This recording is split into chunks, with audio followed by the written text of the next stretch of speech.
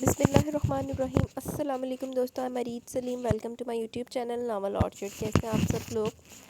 جی تو گائز، آج ہم نے ریڈ کرنی ہے اپنے ناول کی آئی تھنک 4th ایپیسوڈ۔ تو اس سے پہلے اگر آپ نے میرے چینل کو سبسکرائب نہیں کیا تو سبسکرائب کر لیں، ساتھ میں بیل آئیکن بھی پریس کر لیں تاکہ آنے والی ویڈیو آپ کو ملتی رہے۔ ویڈیو کو لائک شیئر کمنٹ کرنا مت بھولیں، جو کہ آج کل آپ لوگ بالکل ہی بھول چکے ہوئے ہیں، کیونکہ اس طرح سے ہے کہ پچھلی ویڈیو پہ جسٹ 300 ویوز ہیں۔ گھنٹہ بھونگنے کے بعد صرف 300 ویوز ماں صدقے چلی جاتے ہٹے تھے، وہ بھی 24 آورس میں۔ خیر آئیں قسط پڑھتے ہیں، میں نے آپ کو 5 قسطوں کا ٹائم دیا ہوا ہے، تو اس کے بعد پھر میں سخت قسم کے فیصلے لوں گی۔ آئیں چلتے ہیں قسط کی طرف۔ بڑے سے ڈائننگ ہال میں 16 کرسیوں کی طویل ڈائننگ ٹیبل کی بالکل سامنے والی کرسی وقار افندی کے لیے مخصوص تھی، اور روزانہ صبح کے وقت وہ اسی کرسی پر بیٹھے نیوز پیپر پڑھنے یا پھر ناشتہ کرنے میں مصروف نظر آتے تھے۔ آج ان کے سامنے ناشتہ بھی رکھا ہوا تھا، نیوز پیپر بھی، لیکن وہ خود سر تھامے بیٹھے پریشان حال نظر آتے۔ دائیں طرف کی کرسیوں پر اسرار افندی اور اظہار افندی براجمان تھے، جبکہ ان کے بالکل مقابل والی کرسیوں پر سروت بیگم اور سمرا بیگم بیٹھی ہوئی تھی۔ البتہ آسیہ افندی اس وقت کہیں نظر نہیں آ رہی تھی۔ آذر اندر قدم رکھتے ماحول کی سنگینی بھانپ کیا کسی انہونی کے احساس سے ان سب کے چہروں سے ہو چکا تھا، اور لب بھینچے وقار افندی کے قریب آ کھڑا ہوا تھا۔ آذر، تم نے نیوز پیپر پڑھا؟ دانیال پریشانی کے عالم میں نیوز پیپر ہاتھ میں پکڑے خاصے تیز قدموں سے ڈائننگ ہال میں داخل ہوا، اور آذر کا انداز الجھا ہوا تھا۔ یہ دیکھو، ہاں جی، یہ دیکھو، اس نے نیوز پیپر کا ہیڈ لائنز والا پیج آذر کے سامنے کر دیا، اور جیسے آذر کی نظر ہیڈ لائن پر گئی، اس کی کن پٹی کی رگیں ابھر آئی تھیں اور دونوں ہاتھوں کی مٹھیاں بھینچ گئی تھیں۔ اس کا خون کھول اٹھا تھا، وہ نہیں جانتا تھا کہ اخبار والے اس کے ساتھ اس طرح کا دھوکہ کریں گے۔ کل اس نے پورا دن اسی بھاگ دوڑ کی نظر کی یاد کر دیا تھا، لیکن حاصل کیا ہوا؟ وہی بدنامی اور رسوائی، وہی وقار افندی کی بیٹی کے نام کا چرچا، وہی لوگوں کی کریدتی ہوئی سوالیاں، نظریں اور چٹکارے۔ میں ان لوگوں کو نہیں چھوڑوں گا، ان لوگوں کو نہیں چھوڑوں گا۔ میں نے ذلیلوں کو لاکھوں روپے صرف ایک دن میں کھلایا، میں ان پر کیس کر دوں گا۔ آخر انہوں نے ایسا کیوں کیا؟ آذر دوبارہ نیوز پڑھتے ہوئے بھڑک اٹھا، اور پھر نیوز پیپر یوں ہی ہاتھ میں دبوچے وہ پلٹا اور ڈائننگ ہال سے لمبے لمبے ڈگ بھرتا باہر نکل گیا۔ آذر رکو پلیز، بات سنو، دانیال اس کے پیچھے لپکا۔ آذر واپس آؤ۔ اسرار افندی بھی بیٹے کے پیچھے باہر آئے، لیکن وہ ان سے کافی فاصلے پر تھا۔ دانیال روکو اسے، انہوں نے دانیال کو اشارہ کیا۔ اب کے بعد دانیال بھاگنے کے انداز میں اس کے پیچھے آ گیا۔ آج اپنی گاڑی کا دروازہ ہی کھول رہا تھا کہ دانیال نے اسے جیکٹ سے پکڑ کر روک لیا۔ پلیز دانیال چھوڑو مجھے پتہ کرنے تو ان پریس والوں نے بےغیرتی کیوں کیا۔ ایک حملہ کل ان لوگوں نے کیا اور ایک حملہ آج ان لوگوں نے کیا۔ انہوں نے ہماری عزت اچھالی، ہمیں بدنام کر کے رکھ دیا، انہوں نے غداری کیا میرے ساتھ۔ آج بری طرح بھڑک رہا تھا، یہ خبر اس کے لیے کسی تازے آنے سے کم نہیں تھی۔ وہ رات کو مطمئن ہو کر گھر لوٹا تھا کہ ایسی کوئی بھی حرکت نہیں کی جائے گی، لیکن پریس والوں نے تو اس کا سارا اطمینان غارت کر کے رکھ دیا۔ یہ غداری کروائی گئی ہے میری جان۔ اشارہ افندی کی آواز پر وہ ان کی طرف پلٹا، ان کی بات ہی ایسی تھی۔ کیا کہا آپ نے؟ ان کو استجابی انداز سے دیکھ رہا تھا۔ یہ غداری کروائی گئی ہے، جس طرح تم نے اپنا اثر رسوخ استعمال کیا اس خبر کو روکا، اسی طرح اس کو خبر کو پھیلانے والے نے بھی اپنا اثر رسوخ استعمال کرتے اس خبر کو پھیلایا۔ تم نے اگر لاکھوں روپے ایک دن میں کھلایا تو اس نے لاکھوں روپے ایک گھنٹے میں کھلایا ہوگا۔ تو پھر اس چیز سے اندازہ لگا لو کہ مخالف پارٹی کمزور یا پھر حیثیت میں ہم سے کم نہیں ہے۔ جہاں ہماری پہنچ ہے وہاں پہنچنا اس کے لیے مشکل نہیں ہے، اور ایسے حالات میں غصے اور جذباتی انداز سے کام لینے کی بجائے عقل اور تحمل سے کام لینا پڑے گا۔ سوچو سمجھو، غور و فکر کرو، تب کوئی قدم اٹھاؤ۔ انہوں نے بیٹے کے کندھے پر ہاتھ رکھ کے تھپکا، وہ ان کی بات تقریباً سمجھ چکا تھا۔ تم اگر اس طرح مشتعل ہو کر اس اخبار والوں سے الجھو گے تو سمجھو اپنے آپ کو اور بھی رسوا کرو گے۔ میڈیا والوں سے دشمنی مول لینا حکومت کے بس کی بات نہیں ہے، ہم تو پھر ایک عام سے شہری ہیں۔ تم اس معاملے کو سلجھاؤ، لیکن ٹھنڈے دل و دماغ کے ساتھ۔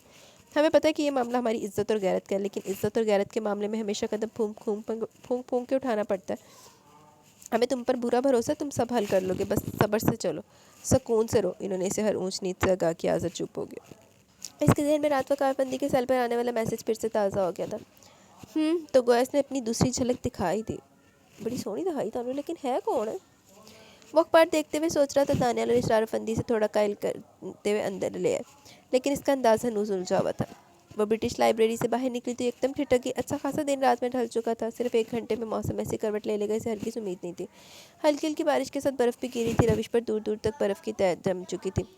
سبز درختوں اور گھاس پر سفید برف کا غبارہ اترا ہوا لگ رہا تھا، درختوں کے پتے برف کے بوجھ سے جھکے جا رہے تھے۔ بارش اور برف باری بھی وقتاً فوقتاً ہوا کا زور بھی شامل ہو جاتا، پہلے برف کا بوجھ کندھوں پر اٹھائے زمین کی طرف جھکنے والے درخت ہوا کے زور سے لہرا کے رہ جاتے، اور ان کا یہ رک رک کر ٹھہر ٹھہر کر لہرانا ان کی تھکن کا پتہ دے رہا تھا، اور اس درختوں جیسا حال ان کا اپنا بھی تھا۔ اچھا گائز، اگر پیچھے سے تھوڑا سا شور آئے تو اگنور کیجیے گا، میرے بھتیجے آج ہی واپس آئے ہیں 1 سال کے بعد سعودیہ سے، تو وہ پھر شور مچا ہوا ہے۔ اچھا کدھر تھے ہم لوگ؟ वो इत्तेफाकन गर्म ऊनी टोपी पहने हुए थी, लेकिन जैकेट गाड़ी में रखी हुई थी। हाथों पर ग्लव्स भी नहीं चढ़ाए थे और लाइब्रेरी के हाथे से निकल कर अपनी गाड़ी तक जाना इतनी ठंड में आसान भी नहीं था, लेकिन इससे मुश्किल काम करना ही था। आखिर वो कितनी देर यहाँ खड़ी ठिठुर सकती थी। इसने अपने पैंट की पिछली पॉकेट में अरसा सेल निकाल कर अपने बड़े से सिल्वर कलर के बैग में रखा और जिप बंद करने के बाद इत्मीनान से मैदान में उतर आई। वो रविश पर तेज़ कदमों से चलती हुई तकरीबन भाग रही थी और इसके जोगर्स के नीचे बर्फ़ की तह चुरमुरा रही थी। वो भागते भागते पीछे खासी भीग गई थी। यख हवा के थपेड़ों और बर्फ़ के बौछार ने किसी सेब की तरह इसे अपने शिकंजे में लेकर इस पर कपकपी और लर्जा तारी कर दिया। गाड़ी के पास पहुंचकर इसने मुश्किल सर्द हाथों से अपनी गाड़ी की चाबी और लॉक निकाली और लॉक खोलकर अंदर बैठ गई। इसने बैग कंधे से उतारकर फ्रंट सीट पर फेंका और गाड़ी के कैबिनेट से तौलिया निकालकर अपना चेहरा और हाथ पोंछे, फिर साथ ही हीटर भी ऑन कर दिया। गाड़ी में हीटिंग हुई तो इसके हड्डी से तने हुए असाब नॉर्मल हुए। तब जाकर इसने गाड़ी स्टार्ट की और घर का रुख किया। आज शाम 8 बजे इनकी लंदन गेटवे से पाकिस्तान रवानगी थी। इसने तमाम ज़रूरी काम निपटा लिया, बस ये लाइब्रेरी का थोड़ा काम रहता था, सो आज निपटाने आ गई थी। अब इसे कुछ नहीं करना था, इसलिए इत्मीनान से घर की तरफ गामजन थी। तकरीबन आधे घंटे में वो घर पहुंची और डोर बेल पर हाथ रखते हुए इसने पलटकर सारे एरिया में नज़र दौड़ाई और फिर ताराना नज़र की क्रिस्टीना के कॉटेज पर आकर रुक गई। वो चंद सेकंड यूं ही देखती रही और एक लम्हे को सोचा कि वो वाकई सब कुछ छोड़ के जा रही है। क्या वो पाकिस्तान जाने के लिए मान गई है? क्या वो वाकई मशरक़ी की लड़कियों की तरह हथियार डाल चुकी है? मदिया, क्या देख रही हो? फ़ायज़ा बेगम की आवाज़ ने इसे चौंका दिया। आवाज़ अपने लहजे से ही बहुत रिलैक्स और पुरसुकून महसूस हो रही थी। कुछ नहीं, वो कहकर अंदर चली आ गई। अब्दुल्ला आया अब अपनी फैमिली के साथ। इन्होंने पीछे से इतला दी। मदिया के कदम ठिठक गए। जरी भी? हाँ, जरी भी आई है, इन्होंने इस बात में जवाब दिया। वो महज मुँह में जवाब देकर ऊपर आ गए। वो लोग टीवी लाउंज में बैठे हुए थे, इसलिए मदिया को न देख सके। कौन था? नबील ने अब्दुल्ला से बात करते करते फ़ायज़ा बेगम से इस्तफसार किया। मदिया। अच्छा, आ गई। आ गई? कहाँ है अब? जरी ने फ़ौरन अपने अंदाजे से इसके इंतज़ार का इजहार किया। अपने अंदाज से ऊपर कपड़े चेंज करने गए, बारिश में भीगे हुए थे। इन्होंने अंदाज़ा लगाते हुए कहा। दोबारा आकर निगारिश के पास बैठ की। सिलसिला कलाम जहाँ से मनक़ता हुआ था वहीं से फिर शुरू हो गया। वो निगारिश को किसी डॉक्टर पर जाने का मशवरा दे रही थी और निगारिश इनके मशवरे पर अच्छी खासी मुत्तफ़िक थी। वो भी आजकल अपनी शादीशुदा लाइफ के इसी पहलू पर सोच रही थी। Hello everybody, how are you? इसने खासी ऊंची आवाज़ में सबको मतवज्जा किया। हेलो, तुम कैसी हो? निगारिश ने अपनी जगह से उठते हुए कहा और मदिया के गले मिलकर बाकायदा इसके रुखसार पर प्यार किया। Fit and fine. आप सुनाएं, आज आपको फुर्सत कैसे मिल गई? हैरत की बात थी, आज मदिया किसी से शिकवा कर रही थी। हमें तो फुर्सत मिल गई, लेकिन तुम्हें तो वो भी नहीं मिली। अरे नहीं, अब ऐसी भी बात नहीं। मेरा पक्का इरादा था कि जाने से पहले आपसे मिलकर जाऊंगी। आप ना भी आती तो मैं खुद आ जाती। माशाल्लाह, हमसे ज़्यादा लगी तो निगारिश है, जिनका मदिया को एहसास या कदर। तो अब्दुल्ला ने मुदाखलत करते हुए कहा। भाभी की कदर है तो भाई की क्यों नहीं होगी? मदिया इनकी चोट पर मुस्कुराई। सुना, असल से सूद प्यारा होता है। अब्दुल्ला ने तो जी पेश की। लेकिन फिर भी देखा जाए तो असल असल ही होता है। इंसान दोनों चीज़ों से हाथ खींच सकता है, असल से और ना ही असल के साथ पलने वाले सूद से। मदिया का कहा भी 100% दुरुस्त था। अब्दुल्ला को मानती बनी।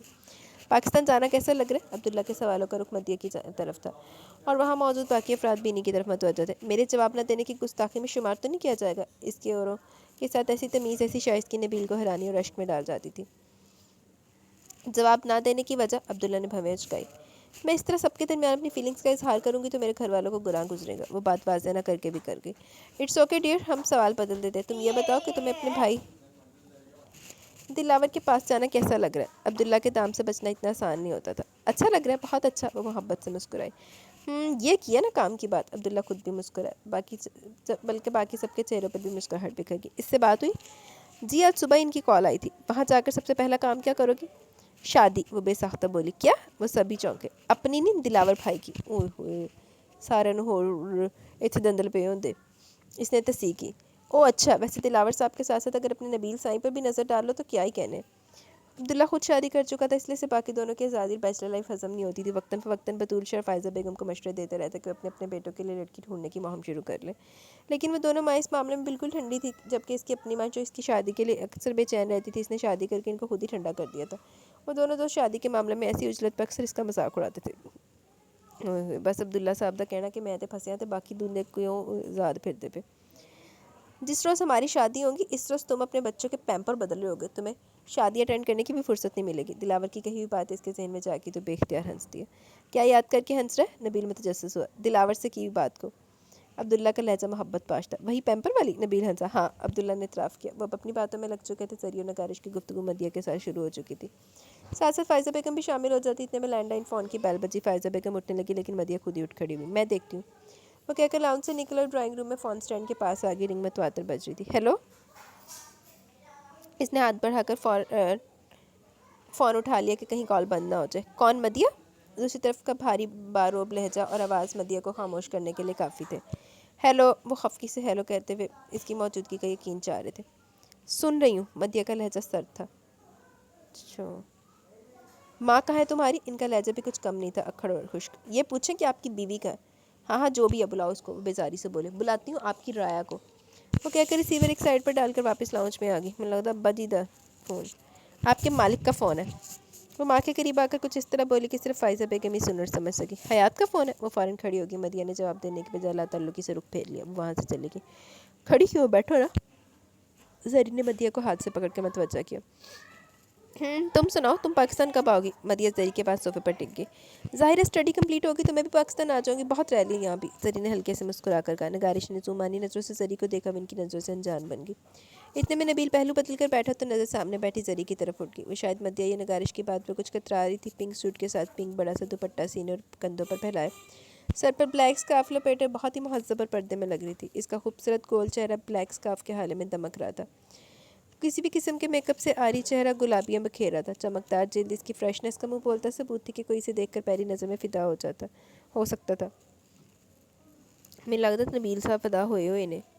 تم بیٹھو، میں فون سن کے آتا ہوں۔ عبداللہ اپنے سیل پر آنے والی کال اٹینڈ کرتا وہاں سے اٹھ گیا اور نبیل اپنی نظر کی محبت آج پھر گڑبڑا گیا۔ اگر عبداللہ دیکھ لیتا تو، اور اس تو کے آگے سے شرمندگی نظر آتی تو وہ سر جھٹک کر کھڑا ہو گیا۔ تو عبداللہ کو رشتہ مانگلا۔ اب آپ کہاں جا رہے ہیں نبیل بھائی؟ نگارش نے رفتہ رفتہ سب کو اٹھتے دیکھ کر پوچھا۔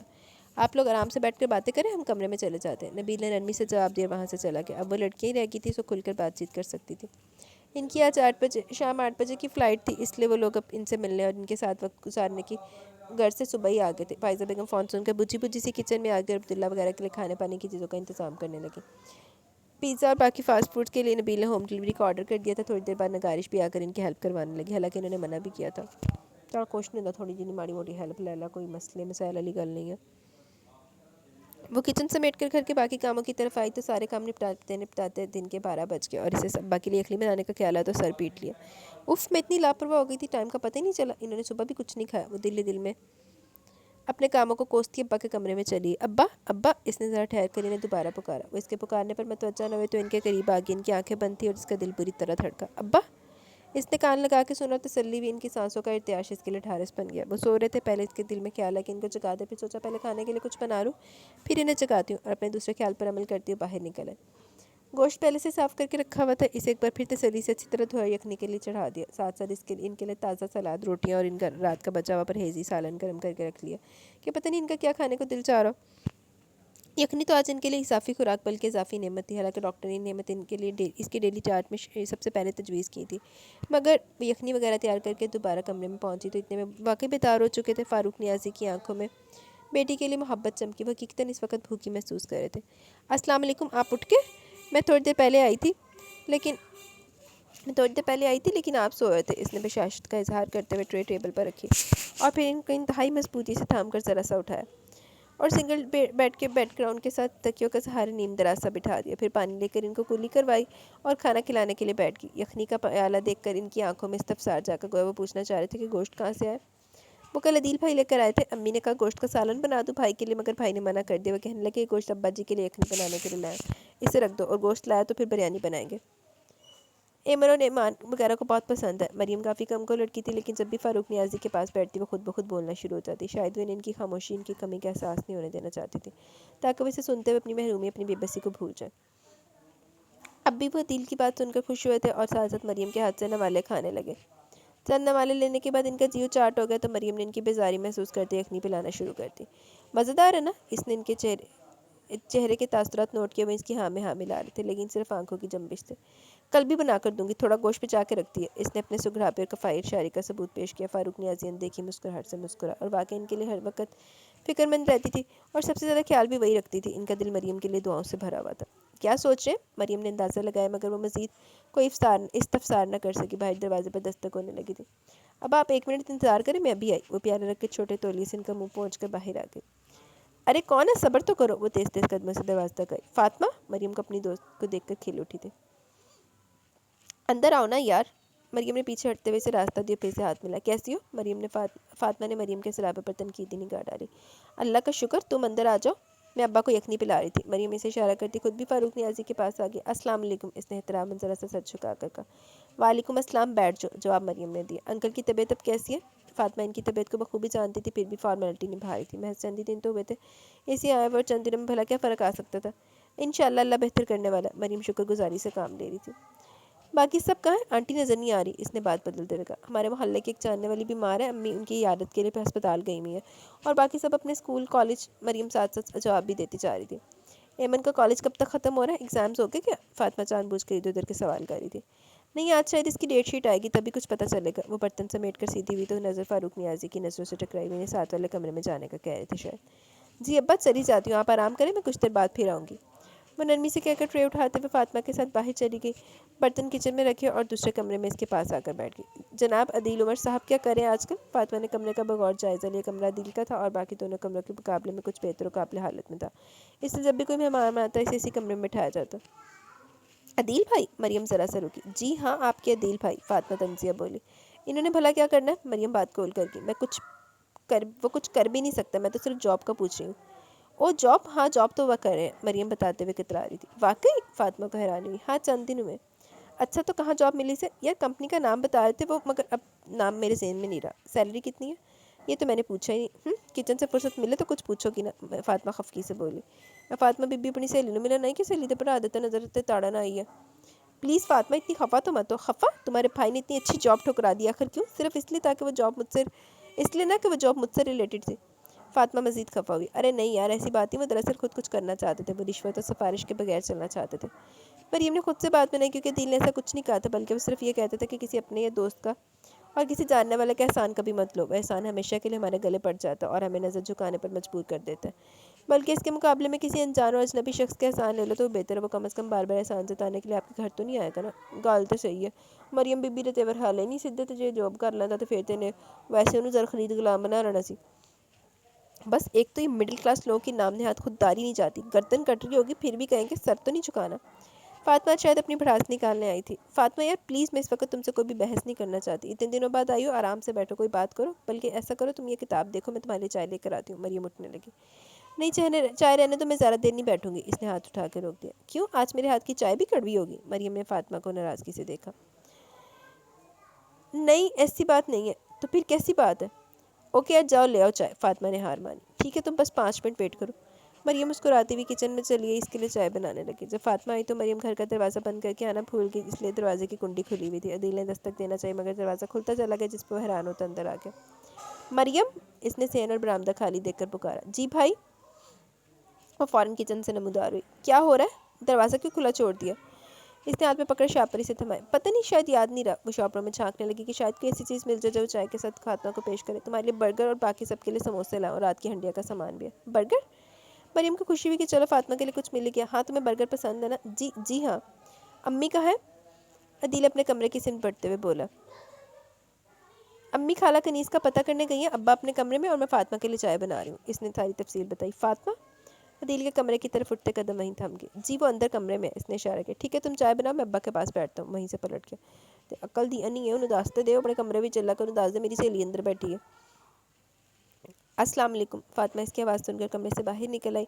अदील के कदम रुक गए। वालेकुम अस्सलाम, कैसी हैं आप? इसने फातिमा को सरसरी नज़रों से देखा। खैरियत से हो? आप अपनी सुनाएं, कैसी गुजरी है? फातिमा ने इसे सरता पा देखा, काफ़ी थका थका लग रहा था। जो गुजरी है वो अच्छी गुजरी है। ये अच्छी मुझे तो कहीं भी नज़र नहीं आ रही, फातिमा ने तंज किया। अभी इतनी अच्छी भी नहीं है कि आप जैसे साबे हैसियत लोगों को नज़र आ सके, बस इतनी अच्छी है कि हम लोग रात को पेट भर के सोते हैं और सुबह सुकून से उठते हैं। भूख की बेचैनी से वक्त से पहले बेदार नहीं होना पड़ता, और हमारे लिए आजकल पूरी नींद और भूख के मुताबिक खाना मिलने अल्लाह की नेमतों में से, जिनको हम जुटला नहीं सकते। अदील ने मुतमिन से अंदाज में जवाब दिया। लेकिन ये अच्छी, बहुत अच्छी भी हो सकती थी अगर आप जनाब मेरी बात मान लेते तो। फातिमा का दबा दबा गुस्सा तंज और तमस्कर में ढल चुका था। अगर आपकी बात मान लेता तो इस वक्त सर उठाकर अपने हालात का तस्करा न कर रहा होता, बल्कि आपकी अनायत पर सर झुकाकर मशकूर व ममनून हो रहा होता। अदील की बात भी छुटलाने वाली नहीं थी, लेकिन वो मजीद कुछ कह न सकी, क्योंकि अभी कुछ कहने के लिए लब खोले ही थे कि मरियम ट्रे उठाए चली है। अरे तुम अभी तक यहीं खड़ी हो, चलो अंदर चाय पियो। फातिमा का दिल चाहा इनकार करके चली से, लेकिन फिर मरियम के ख्याल से बाज आ गया। दिल पलट कर अब्बा जी के पास चला गया, तो मरियम इसे भी चाय का कप दे गई थी। चलो लग दिया तो भी नहीं बढ़ गया। सुनो। जी साहब। रज्जो सीढ़ियाँ उतरते हुए ठहर गई और फौरन पलट कर आज़र को देखा। अलीज़ा कहाँ है? इसने अपनी आस्तीन का बटन बंद करते हुए पूछा। वो भी अपने कमरे से तैयार होकर निकला था। जी अपने कमरे में जाग रही है? जी साहब काफ़ी देर से। जाओ तुम। वो सर हिलाकर कुछ सोचता हुआ ऊपर आ गया। दाएं तरफ आखिरी वाला बेडरूम अलीज़ा का था। इसने दरवाजे पर ठहरते हुए हल्की सी दस्तक दी। यस कम इन। इसकी मध्यम सी आवाज़ सुनाई दी क्योंकि दरवाज़ा ज़रा सा खुला हुआ था। आज़र दरवाज़ा धकेल कर अंदर आ गया। Good morning. आज़र ने अपनी आवाज़ और लहजे को कदरे फ्रेश रखा था। आज़र भाई। अलीज़ा अपने बेड पर कंबल में काफ़ी कसलमंदी से दुबकी हुई थी। इसे देखकर फ़ौरन उठ बैठी। कैसी तबीयत है तुम्हारी? वो काफ़ी नरमी और आसान से पूछ रहा था। काफ़ी बेहतर हूँ, अलीज़ा आहिस्ती से बोली। नाश्ता नहीं किया अभी? नहीं। तो फिर उठो एक साथ करते हैं। नहीं अभी दिल नहीं चाह रहा। मगर मेरा दिल तो चाह रहा ना। तो आप करें नाश्ता, अलीज़ा ने मुस्कुरा कर कहा। सिर्फ नाश्ता करने को नहीं चाह रहा, तुम्हारे साथ नाश्ता करने को चाह रहा है। आज़र ने अपनी बात पर जोर दिया। प्लीज़ आज़र भाई मूड नहीं है। मैंने रज्जो को भी इनकार कर दिया। यानी तुम्हारी नज़र में मेरी हैसियत रज्जो जितनी है? तुमने इसको इनकार कर दी तो मुझे भी इनकार कर दिया। आज़र ने इसे इमोशनली ब्लैकमेल किया। ये क्या कह रहे हैं आप? अलीज़ा ठिठक गई। ठीक ही तो कह रहा हूँ, तुम्हारी बात का यही तो मतलब है। आज़र नाराज़गी से कहता सोफे पर बैठ गया और लीज़ा परेशान होगी। मैंने ऐसा कब कहा? तो तुमने नाश्ता करने का भी तो नहीं कहा। उफ़ आप तो माइंड कर गए। वो सर झटक के बोली। तुमने बात ही ऐसे की है। आई एम सॉरी आपको बुरा लगा। सॉरी नहीं चलेगा। तो फिर? वो सवालिया नज़र से देखने लगी। नाश्ता। आज़र ने फिर वही बात की। ओके चलती हूँ। वो बेसाख्ता हंसती हुई कंबल हटाकर उठ गई। पिंक कलर के बैकलेस स्लीपर पहने और गर्म मफलर लपेटती इसके साथ बेडरूम से बाहर निकल आई। दोनों एक साथ सीढ़ियाँ उतरते नीचे ड्राइंग रूम में पहुंचे तो वहाँ बाकी सब भी मौजूद थे। तकरीबन सभी ने बेक वक्त देखा। अस्सलाम वालेकुम। इसने आहिस्ती से सलाम किया। तुम उठ के? आसिया फंदी से देखकर फ़ौरन करीब आई। उठी नहीं हूँ, उठाया गया। इसने आज़र को शिकायती नज़रों से देखा। वो मुस्कुराया। अगर मैं तुम्हें उठाकर साथ ना लाता तो इस वक्त आनी खुश कैसे होती? वो आसिया फंदी के चेहरे को देख रहा था, जो लीज़ा को नॉर्मल कैफियत में देखकर वाकई खुशी हुई थी, क्योंकि कल सुबह से लीज़ा की हालत बहुत ख़राब थी। दहशत और खौफ के मारे ना कुछ खा रही थी ना कोई बात कही थी। जबकि आज़र ने कल वाली बात का कोई भी जिक्र किए बगैर से इतनी नॉर्मल बातचीत की कि वो खुद भी इस बात के हिसार से निकले। Good morning ma'am. वो कुर्सी खींच के बैठी थी जब अचानक जौदत भी डाइनिंग हॉल में दाखिल हुआ। Good morning. वो जौदत को देखकर मुस्कुराए। आज तो लगता है डाइनिंग रूम में तमाम बहारें एक साथ आ गई। जौदत ने आज़र, लीज़े, कोमल, हुर्मत और जवेरिया की सिम देखते हुए खुशगवारियत का इजहार किया। हाँ आज तुम जो नज़र आ रहे हो, हुर्मत ने घूर के कहा। बस अपनी तो बात ही कुछ और है। जहाँ भी गए दास्तान छोड़ गए। इसने फखरिया गालर खड़े किए। माँ सदके चली जौदत साहब हट जाओ। कैसी दास्तान? कुछ भी, हमें भी तो पता चले। हुर्मत शायद से कहा। जौदत चटपटा गया। इसने घूर के हुर्मत की सिम देखा। आराम से नाश्ता करो, आज़र भाई डिस्टर्ब हो रहे होंगे। इसने जानबूझ के आज़र का हवाला दिया और फिर नज़र कोमल पर जा ठहरी, जो खामोशी से सर झुकाए नाश्ता करी थी। आज कोमल आपा बड़ी चुप चुप है। लहजा और अंदाज मानी के इसने कोमल चौंक कर सीधी हुई। मैं यूनिवर्सिटी से लेट हो रही हूँ, इसलिए जल्दी नाश्ता करी हूँ। इतनी जल्दी की क्या ज़रूरत है? आप इत्मीनान से नाश्ता करें, आज़र भाई ड्रॉप कर देंगे आपको। जौदत ने लापरवाही से कहा। कोमल और हुर्मत दोनों ठिठक गई। आज़र काफ़ी संजीदगी और मगन से अंदाज में नाश्ता करा था। भाई अब कोमल आपा को ड्रॉप कर देंगे ना, वो लेट हो रही है। कोमल के इनकार से पहले जौदत ने आज़र से पूछ लिया। वो चौंक कर मतवजह हुआ। पहले जौदत को, फिर एक नज़र कोमल को देखा और परेशानी दिख रही थी। कर दूंगा। इसने इस बात में सर हिला, चाय का कप उठाकर होंठा से लगा लिया। देखा हो गया ना मसला। आप ख्वाम का परेशान हो रही थी। जौदत ने आंख दबाई। थोड़ी देर बाद आज़र खड़ा हो गया। चले? इसने कोमल से कहा, पलट कर लीज़े को देखा। ओके डियर, तुम आनी के साथ बातें करो, हम लोग लंच में दोबारा मिलेंगे। आज़र इसे हल्के फुल्के अंदाज में कहा और डाइनिंग हॉल से निकल गया। कोमल होंक बनी जौदत और आज़र की पुश्त की सिम देख रही थी। चले मोहतरमा मिस्टर आज़र अफंदी, गाड़ी स्टार्ट कर चुके होंगे। जौदत ने हाथ लहराकर कोमल को फिर मतवज्जा किया। जौदत पिट जाओगे मुझसे। कोमल अपना बैग और किताबें उठाती जौदत को घूरती वहाँ से चली गई।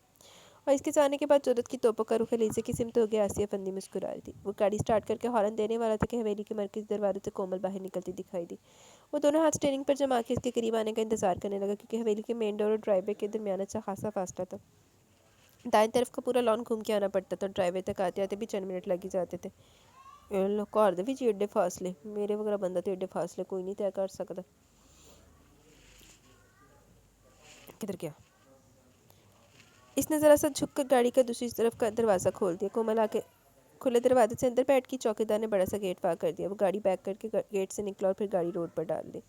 जैसे गाड़ी रोड पे आई, इसकी स्पीड में भी इजाफा हो गया। चंद सेकंड गुजरे तो आज़र को गाड़ी के अंदर की खामोशी अजीब सी लगने लगी। उस खामोशी का एहसास होते इसने बात शुरू की। कौन से ईयर में हो? फाइनल ईयर में। कोमल ने मुश्किल तमाम जवाब देने की हिम्मत मजतमा की। Final year? लेकिन तुम्हें यूनिवर्सिटी में एडमिशन लिए तो काफ़ी अर्सा हो गया। 3 साल का अर्सा कुछ ही अर्सा नहीं होता। अच्छा कुछ क्या? कोमल ने जोर देकर कहा। 3 साल? वाकई वक्त गुजरने का पता ही नहीं चला। मुझे लग रहा है जैसे मैं चंद रोज़ पहले तुम्हारा एडमिशन करवा के आया हूँ। कोमल का एडमिशन आज़र नहीं करवाया था, इसलिए वक्त याद करके وقت یہ جلدی گزر جانے پر حیرانی ہو رہی تھی۔ ہم نے 3 سال پڑھتے ہوئے اور ایگزام دیتے ہوئے گزارے ہیں، اس لیے ہمیں اچھی طرح معلوم ہے کہ وقت کیسے گزرا۔ کومل نے کھڑکی سے باہر دیکھ کر کان پہ دیکھنے کی ہمت نہیں تھی اس کی۔ کون سا سیمسٹر چل رہا ہے؟ 7واں، یعنی فائنل ایئر کا فرسٹ سیمسٹر۔ تو کوئی ابھی 1 سال کا وقت ہے اسٹڈی سے فارغ ہونے میں۔ ہاں تقریباً، کومل نے سر ہلایا۔ اس کے بعد کیا ارادہ ہے؟ ابھی سوچا نہیں، ممی سے ڈسکس کروں گی، وہ کون سا انکار کریں گے؟ آزاد سمرہ بیگم کو سوچتے ہوئے بے ساختہ مسکرایا۔ وہ رشتے میں تو اس کی سب کی چچی تھی، لیکن انہوں نے کبھی بھی چچی ہونے کا احساس نہیں دلایا۔ ہمیشہ فریش اور فرینڈلی موڈ میں نظر آتی، کافی ہنس مکھ اور سافٹ نیچر کی تھی، اور دوسری بات یہ کہ آزاد کی چچی نہیں خالہ بھی تھی۔ سروت بیگم اور سمرہ بیگم بہنیں تھیں، اس لیے آزاد اور چودت وغیرہ کا کومل سے مسیر کا رشتہ بھی نہیں کرتا تھا۔ اچھا، مسیر یعنی ماں والوں دا۔ آپ علیزہ کے لیے بہت پریشان ہیں نا؟ ظاہر ہے معاملے پریشانی والا ہے، کچھ مسئلہ حل ہوا؟ کومل نے اتنے عرصے میں پہلی بار سر اٹھا کر ڈرائیو کرتے آذر کو دیکھا۔ ایک دن میں کیا مسئلہ حل ہو سکتا ہے؟ کومل سمجھدار تھی، گھر میں لڑکیوں سے سب سے بڑی تھی، اس لیے اس کے استفسار پر آذر کو جواب نہ دینا غیر مناسب لگ رہا تھا۔ علیزہ نے کچھ بتایا نہیں؟ نہیں میں نے پوچھا نہیں، ابھی وہ تھوڑی سنبھل جائے پھر بات کروں گا، صبح صبح بات چھیڑ دیتا تو وہ مزید ڈسٹرب ہو جاتی۔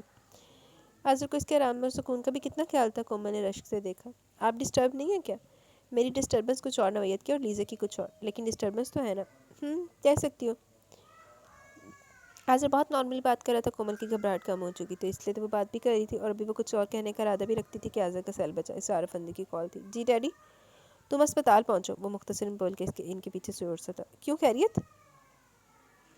اس کا ماتھا ٹھنکا۔ میں خیرو بابا کی خیریت معلوم کرنے اسپتال آیا تھا، اور میرے پیچھے میڈیا والے بھی پہنچ گئے، وہ کچھ پریشان لگ رہے تھے۔ اف، آپ کو کس نے کہا تھا کہ اسپتال جائیں؟ میں نے رات کو کہا بھی تھا کہ آپ لوگوں کو اسپتال وغیرہ چکر لگانے کی کوئی ضرورت نہیں، ہم لڑکے ہی کافی ہیں اس کام کے لیے۔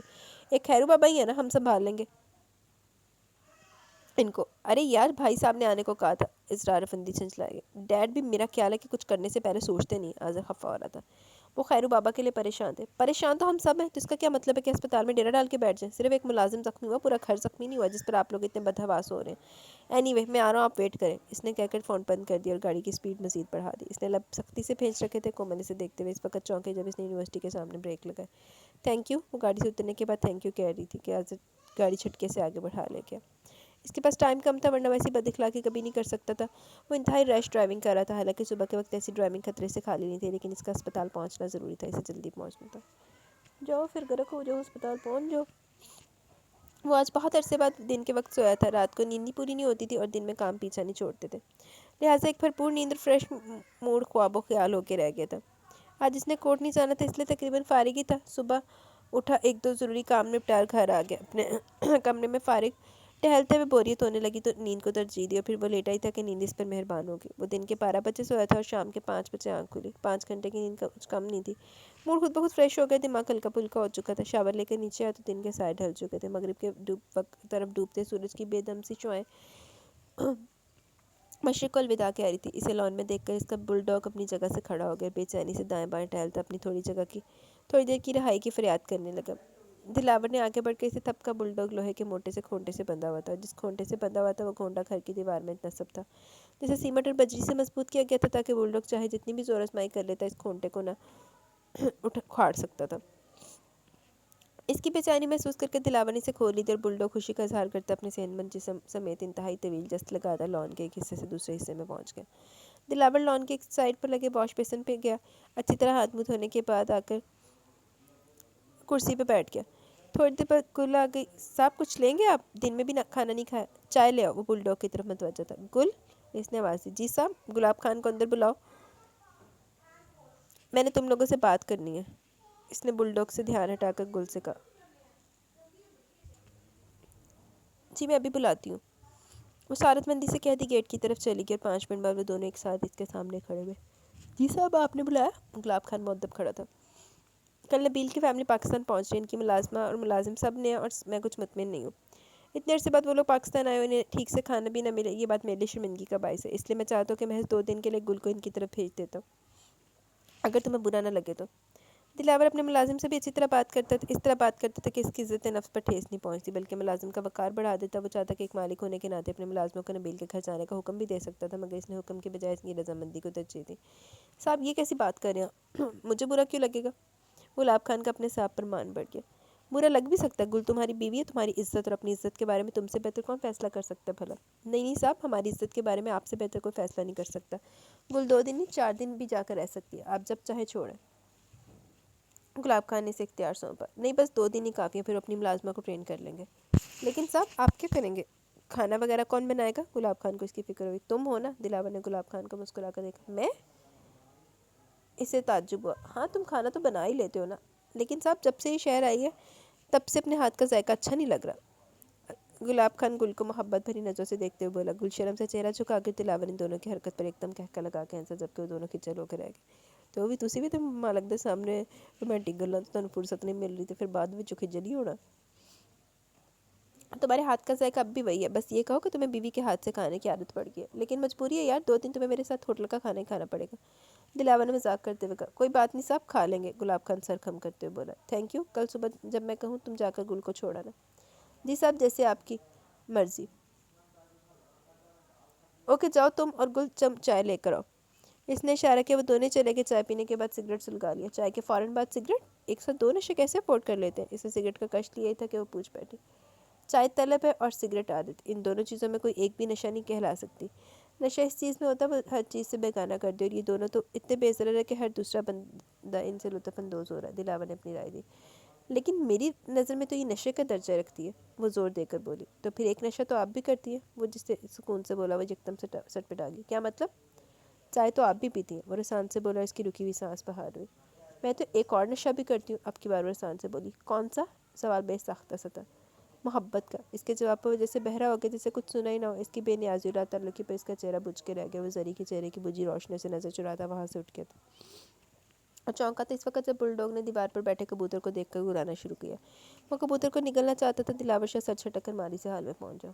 اچھا زری دے خیالاں جے اتھے دلاور صاحب بھی بیٹھے آ، 2 دوست بیٹھے آ، تو کیا میں زری کو یاد کر رہا تھا؟ وہ حیرت سے سوچتا سگریٹ مسل کے بل ڈوگ کے قریب آیا اور دیوار کے قریب لا کے دوبارہ کھوٹے سے باندھ دیا۔ اسے لان میں بیٹھے ہوئے کافی دیر ہو چکی تھی، اس لیے اندر آ گیا۔ سامنے table per Momina be be کی کیس فائل پڑی تھی۔ وہ فائل اٹھا کر اپنے اسٹڈی روم میں آ بیٹھا اور اطمینان سے کیس اسٹڈی کرنے لگا۔ اب اسے دیر تک مصروفیت کا موقع مل گیا تھا۔ چلو پھر وہ مصروف ویلے بیٹھ کے کی کرنا۔ گل رات کو کھانے کا پوچھنے آئی بھی تو اس نے انکار کر دیا۔ جب وہ بیزی ہوتا تو کھانے پینے پر بھی دھیان نہیں دیتا تھا، اور کیس اسٹڈی کرتے وقت تو سوائے سگریٹ اور چائے کے کسی اور چیز کی طلب نہیں ہوتی تھی۔ اس کا ایشٹرے سگریٹ کے ٹکڑوں سے بھر جاتا اور ہر 15-20 منٹ بعد اس چائے بھی ختم ہوتی رہتی۔ چلو پھر نشیہ کری جا دونوں نشے ڈال کے۔ پورا دن اکٹھے گزارا تو ٹائم گزرنے کا پتہ ہی نہیں چلا۔ مدیہ اس وقت ٹھٹک کے رہ گئی جب نگارش نے اسے تیار ہونے کا کہا۔ تمہارے بھائی صاحب کہہ رہے ٹائم کم رہ گیا، ایئرپورٹ بھی پہنچنا ہے، پھر سامان وغیرہ کی چیکنگ میں بھی ٹائم لگے گا۔ اٹھو جلدی سے چینج کر کے اور ایک بار پھر اپنی تمام چیزیں یاد کرو کہ تم نے بیگ میں رکھ لی ہیں۔ نگاری سمجھدار بہنوں جیسا برتاؤ کری تھی۔ زری مسکرائی۔ چلو جاؤ۔ زری نے مدیہ کو اٹھایا، وہ خاموشی سے چپ چاپ اوپر آ گئی۔ کپڑے چینج کے اپنا بیڈ روم دیکھا، بیڈ روم کی سیٹنگ دیکھی اور سر جھکا کر اپنا بیگ اٹھا لیا۔ باقی کا سامان وہ لوگ پہلے گاڑی میں رکھوا چکے تھے۔ کوئی گفٹ نہیں بھیجا تم نے؟ گھر سے نکلتے نگارش نے زری سے سرگوشی کی۔ کیا بھیجتی؟ زری بھی اپنا آہستگی سے بولی۔ اپنا دل۔ دل کو دل بھیجتی۔ ہاں، تاکہ دل کو دل سے راہ ہو جاتی۔ میرا دل نرم ہے اور وہ دل سخت۔ زری اس کا تصور کرتے ہوئے بولی۔ سخت کو نرم ہونے میں بھی دیر نہیں لگتی، بس اثر ہونا چاہیے، نگارش نے گہرائی سے کہا۔ اثر ہونے کے لیے وقت چاہیے، جو فی الحال نہیں ہے، زری جواب دیتی۔ باہر نکل آئی، لیکن باہر کا موسم ہنوز خراب تھا۔ باہر روڈ کی اسٹریٹ لائٹس بھی اس برفانی موسم کی وجہ سے دھندلی سی لگ رہی تھی، اور اس دھند کی وجہ سے تمام لائٹس کی روشنی سرخ نظر آئی تھی۔ مدیہ کہاں ہے؟ زری نے گاڑی میں بیٹھتے سے پہلے پوچھا۔ وہ ہم سب سے پہلے جا کر بیٹھ گئی، تم بھی بیٹھ جاؤ، کلفی بن جاؤ گی، نگارش نے خفگی سے کہا۔ یوں وہ دونوں گاڑیاں آگے پیچھے ایئرپورٹ کے لیے روانہ ہوئی تھی۔ انہیں ایئرپورٹ پہنچتے ہوئے 1 گھنٹہ لگ گیا اور فلائٹ کا ٹائم بھی کم رہ گیا۔ میڈی؟ مدیہ سر جھکائے چپ چپ سی بیٹھی تھی، جب ایک شناسا سی آواز پر چونک کر سر اٹھایا۔ جیسی؟ اس نے حیرت سے جیسی کو دیکھا۔ تم واقعی جا رہی ہو؟ وہ بے یقینی سے پوچھ رہا تھا، لہجے کی افسردگی نمایاں تھی۔ Of course. واپس نہیں آؤ گی؟ سوال میں آس تھی۔ شاید۔ وہ کوئی بھی جواب ٹھیک سے نہ دے پائی۔ تم ہم سے ملے بغیر جا رہی ہو؟ ہمیں بتایا بھی نہیں۔ آج ابھی اگر کرسٹینا نہ بتاتی تو ہمیں پتہ ہی نہیں چلتا، وہ شکوہ کر رہا تھا۔ جب چھوڑ کر جانی ہے تو پھر اتنے اہتمام سے چھوڑ کر جانے کا کیا فائدہ؟ 2 گھڑی کا یہ ملنا بھی کس کام کا؟ مدیہ کے لہجے میں تلخی طرح ہی 5 قدم کے فاصلے پر نگارش، زری اور فائزہ بیگم کھڑی تھی۔ البتہ نبیل اور عبداللہ سامان وغیرہ کلیئر کروا رہے تھے۔ تم ہمیں مس نہیں کر رہی؟ شاید۔ وہ عجیب سی بے حسی کا مظاہرہ کر رہی تھی۔ باقی سب سے نہیں ملو گی؟ جیزی افسردہ لگ رہا تھا۔ فائزہ بیگم نے بلیک لانگ کوٹ اور لانگ شوز چڑھائے، جیزی کو ناگواری سے دیکھا۔ باقی سب؟ وہ سواریہ نظروں سے دینے لگی۔ میڈی؟ اچانک نہ جانے کہاں سے برائن، شیٹے، کرسٹینا اور جیسمین نمودار ہوئے، مدیہ کو دیکھ کر چلا اٹھے۔ مدیہ ان لوگوں کو اچانک دیکھ کر خوش بھی ہوئی، اداس بھی۔ موڈ کیوں آف ہے؟ شیٹے اس کی بیسٹ فرینڈ تھی، اس لیے اس کی افسردگی اور اداسی بھی شیٹے نے محسوس کی۔ تو کیا اس وقت اس جگہ پر کھڑے ہو کر میرا موڈ آن ہونا چاہیے؟ مدیہ نے شیٹے کو خفگی سے دیکھا۔ ڈونٹ وری یار، ہم لوگ ضرور ملیں گے، برائن نے تسلی دی۔ وہ شیٹے کا بھائی تھا، اسی وجہ سے مدیہ کے اس کے ساتھ بھی اچھی خاصی فرینڈشپ تھی، دونوں بہن بھائی بہت سافٹ نیچر کے تھے۔ انشاءاللہ، مدیہ نے بے ساختہ بولی۔ یہ کیا کہا؟ برائن الجھ کر پوچھا۔ میں نے کہا کہ اللہ نے چاہا تو ہم ضرور ملیں گے، مدیہ نے انگلش میں بتایا تو سر ہلا کے رہ گئی۔ انشاءاللہ، برائن نے دہرا کے کہا۔ مدیہ مسکرا دی۔ مدیہ چلو، فائزہ بیگم نے قریب آ کر سختی سے کہا۔ جسٹ 1 منٹ مام، پلیز۔ اس نے انہیں روکا، کرسٹینا کو دیکھا۔ کرسٹی تم کچھ نہیں کہو گی؟ مدیہ نے خاموش کھڑی کرسٹینا کے قریب آ کر نرمی سے پوچھا۔ سب کچھ نہ کچھ کہہ رہی ہے، میرا کہنا ضروری تو نہیں؟ وہ لاپرواہی سے بولی۔ اگر ضروری نہیں تو اتنی دور سے اتنی ٹھنڈ میں یہاں کیوں آئی ہو؟ مدیہ کے استفسار پر کرسٹینا لاجواب ہوگی، وہ نظر چرا لی تھی۔ میں جانتی ہوں کرسٹینا، تمہاری فیملی کسی پاکستانی کی دیوی چوٹ سے بلبلائی ہوئی، اور یہی چوٹ تم لوگوں کو باقی پاکستانیوں کی طرف بڑھنے نہیں دیتی، لیکن ایک بات سوچو، جس طرح تمام یورپین ایک جیسے نہیں ہوتے، اسی طرح تمام پاکستانی بھی ایک جیسے نہیں ہوتے ہیں۔ اچھے برے لوگ ہر جگہ ہر ملک میں پائے جاتے ہیں، ایک کی سزا دوسرے کو دینا کہیں سے بھی انصاف نہیں کہلاتا، اور تمہیں آج چپ نہیں بلکہ خوش ہونا چاہیے کہ تمہارے گروپ کی وہ لڑکی جا رہی ہے جو تمہیں ہمیشہ ناگوار گزرتی تھی۔ مدیہ اس کے روبرو کھڑی کہہ رہی تھی، اور کرسٹینا کا چہرہ فک ہو گیا۔ تو کیا مدیہ اس کی ناگواری اور فیملی کی تلخی کے متعلق بھی جانتی تھی؟ حالانکہ اس نے کبھی ظاہر نہیں ہونے دیا تھا کہ وہ کرسٹینا کے اندر کا حال جانتی ہے۔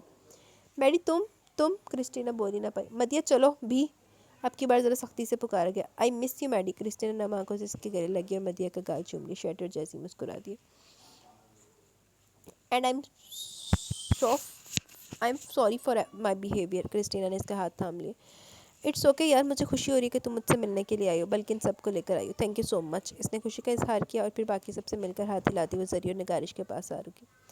پتہ نہیں ان سب سے دوبارہ ملنا ہوگا بھی یا نہیں، اس لیے جلدی جانے کو دل نہیں چاہ رہا تھا۔ تم سے تو ملاقات ہو ہی جائے گی، اس لیے امید ہے کہ تم نے مائنڈ نہیں کیا ہوگا، اس نے زری کو گلے ملتے ہوئے کہا۔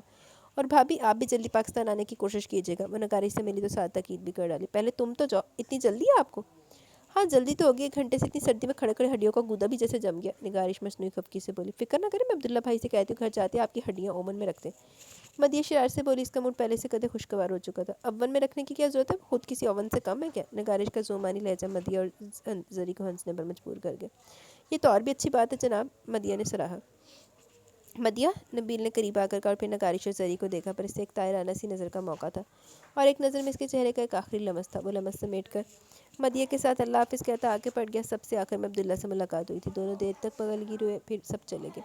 جیزی بھی وہیں کھڑا تھا، اور زری وغیرہ بھی، شاید جہاز پرواز کر چکا تھا۔ چلو۔ ہسپتال میں میڈیا والے مکھیوں کی طرح بھن بنا رہے تھے، اسرار افندی کے گھیرے میں تنگ آئے ہوئے تھے۔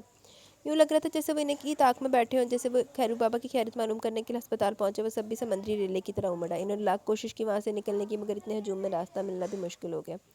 کل آپ کی بھتیجی پر فائرنگ ہوئی، آپ لوگوں کا ڈرائیور زخمی ہو گیا، کیا بتا سکتے ہیں کہ کام کس کا ہو سکتا ہے؟ آپ کو کس پر شک ہے؟ ایک صحافی نے مائک سامنے کرتے سوال کیا۔ افندی صاحب، سوچنے کی بات تو یہ کہ آپ کی بھتیجی کیوں زخمی نہیں ہوئی؟ دوسرے صحافی نے اپنی سوچ کا اظہار کیا۔ کل سے وقار افندی صاحب کہیں بھی نظر نہیں آئے، کیا وہ خوف کی وجہ سے ملک چھوڑ گئے ہیں یا پھر اپنے کمرے میں بند ہو چکے ہیں؟ شٹ اپ، یہ کیا تماشا لگا رکھا آپ لوگوں نے؟ آج جیسے سب کو ہٹاتا وہ سامنے آئے، اس کے کانوں میں صحافی کا تمسخرانہ سا سوال گونجا تھا۔ بند کرو یہ کیمرے، اس نے غصے سے خونخوار آنکھوں سے دیکھا۔ سر، کیمرے بند کر دینے سے آپ پورے شہر کی آنکھیں تو نہیں بند کر سکتے نا؟ صحافی کچھ زیادہ ہی تیز تھے۔ سر، ہم نے تو سنا کہ آپ نے معاملہ دبانے کی پوری کوشش کی ہے۔ آزر کا چیچا ایک زوردار مکہ ان کے منہ پر دے مارے، لیکن اسرار افندی نے اس کا بازو پکڑ کے اس کو ایسی کسی بھی حرکت سے باز رکھا۔ وہ خون کا خون پی کر رہ گیا۔ چلے ڈیڈی، وہ اسرار افندی کو ساتھ لے کر اس ہجوم کو چیرتا وہاں سے نکل گیا۔ اسرار افندی کا ڈرائیور تیار کھڑا تھا، ان کی آدھی گاڑی سٹارٹ کر دی، خود آزر بھی اپنی گاڑی نکال لے گیا، کیونکہ اگر یہاں ٹھہرتا تو بھی کچھ ہونا تھا، بہتر تھا کہ کچھ پر نظروں سے اوجھل رہتے۔ اس نے اپنا سیل نکالتے وقار افندی کا نمبر ڈائل کیا۔ السلام علیکم، وہ کال ریسیو کرتے ہوئے بولے۔ وعلیکم السلام، وہ غصہ ضبط کرتے ہوئے آہستگی سے بولا۔ خیریت، آپ کو ڈیڈی بتا دیں گے۔ آپ ایسا کریں کہ مبارک خان کو خیرو بابا کے پاس بھیج دیں، وہ ان کی دیکھ بھال کر لے گا۔ اس نے کچھ سوچتے ہوئے کہا۔ مبارک خان کو؟ مگر حویلی میں بھی تو کوئی کام۔ ڈیڈ، حویلی کے کام ہم سنبھالیں گے، آپ اسے ہسپتال بھیج دیں۔ دانیال تو صبح ہی ہسپتال سے گھر چلا گیا ہے، اب ان کے پاس احمد اور زین بیٹھے ہوئے ہیں۔ احمد بھی رات سے تھک چکا ہے ہوگا، اسے گھر بھیج دیتا ہوں تاکہ وہ ریسٹ کر لے۔ آزر کا دھیان ہر طرف رہتا تھا، اس لیے احمد کے آرام کا خیال کرتے ہوئے مبارک خان کو طلب کیا تھا۔ ٹھیک ہے، میں بھیجتا ہوں اسے، لیکن تم کہاں ہو؟ میں اظہار انکل کے پاس آفس جا رہا ہوں، واپسی پہ خیرو بابا سے مل کر آؤں گا، لنچ گھر پر ہی کروں گا۔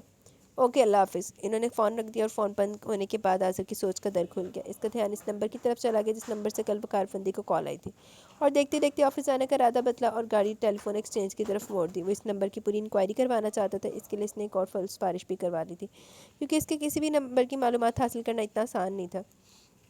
ٹیلی فون ایکسچینج پہنچ کر اس نے سپروائزر سے ملنے کا کہا، اور تھوڑی دیر بعد وہ ان کے سامنے بیٹھا تھا۔ پچھلے 10 منٹ سے میں آپ کا انتظار کر رہا تھا، سپروائزر خوش دلی سے بولا۔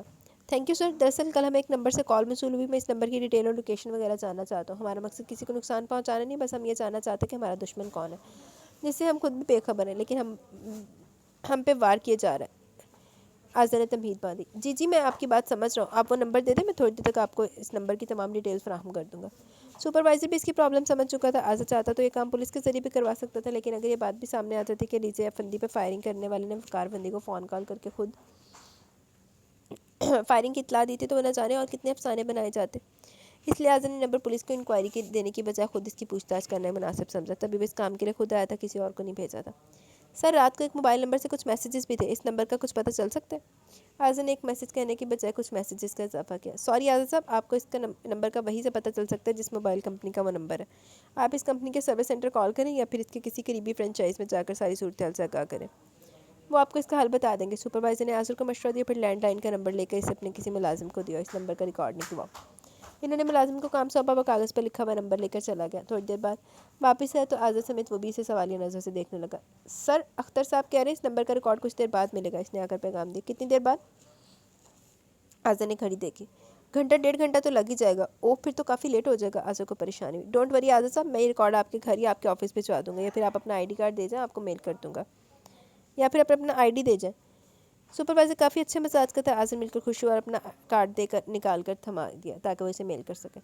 تو ہور ہن ایتھے کتھے آئے گا، یا گھر جاوے کہ آفس جا کے بیٹھ کے انتظار کرے کہ مینوں ہن آندا تے ہن آندا ریکارڈ. بھائی میل دا دور ہے، ای میل کر دے، میسج کر دے، جو مرضی کر دے.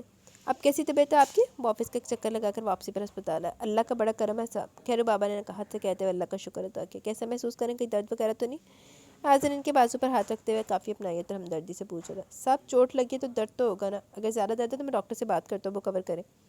نہیں صاحب، جب تک زخم نہیں بھرے گا درد ٹھیک نہ ہوگا. آپ فکر نہ کریں، آہستہ آہستہ ٹھیک ہو جائے گا. خیرو بابا کافی با ہمت اور بہادر، اتنی تکلیف سے آ کر بھی ان کے ماتھے پر شکن تک نہیں تھی. انشاءاللہ آپ جلدی ٹھیک ہو جائیں گے، انہیں تسلی دے رہا تھا. لیزے بی بی کیسی ہیں؟ وہ ٹھیک ہے نا؟ انہیں اب بھی لیزے کی فکر تھی. اللہ کا شکر ہے وہ ٹھیک ہے. اس کو بچاتے بچاتے آپ خود زخمی ہو گئے، آپ کو اپنے لیے بھی احتیاط کرنی چاہیے تھی. نہ صاحب، یہ تو میرا فرض بنتا تھا، بی بی کی حفاظت میرے ذمہ ہی تو تھی. ساری زندگی بڑے صاحب کا نمک کھائے، ان کی بیٹی کو کچھ ہوتا تو میں ان کو منہ دکھانے کے قابل نہ رہتا. اور میری زندگی کا کیا آج ہے کل نہیں ہوگی. لیزے بی بی تو ابھی بچی ہیں، اس نے ابھی دیکھا ہی کیا ہے. میں تو اپنی پوری زندگی برت چکا ہوں. چلو پھر مطلب دینوں پوری زندگی کی کوئی لوڑ نہیں. انہوں نے آزر کے ہاتھ پر اپنا کمزور سا ہاتھ رکھتے ہوئے کہا.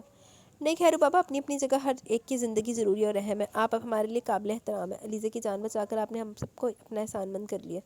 ہم لوگ آپ کا یہ احسان کبھی نہیں اتار سکتے.